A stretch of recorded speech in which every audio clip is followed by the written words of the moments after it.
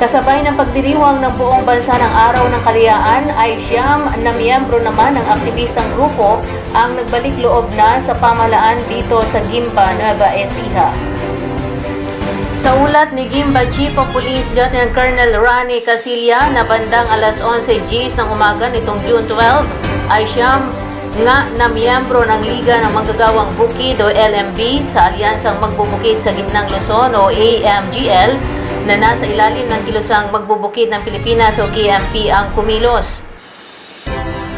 Nagsagawa sila ng isang rally para sa kapayapaan bilang tanda ng kanilang pag-atras ng suporta sa CPP-NPA-NDF, kung saan nagpahayag ng katapatan sa pamahalaan ng mga ito na ginanap sa Barangay Kabaruan, Gimba, Nueva Ecija.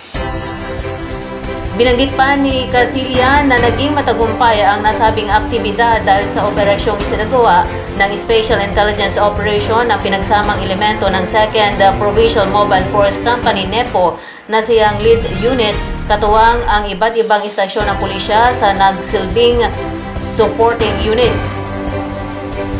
Samantala, sinabi naman ng Provincial Director Colonel Richard Caballero na sa katotohanan ay malaki na daw ang pagbagsak ng CPP-NPA-NDF dahil maraming rebelde na bumalik sa panig ng pamahalaan. Naunawaan na daw nila na ang pagiging rebelde ay walang patutunguhan.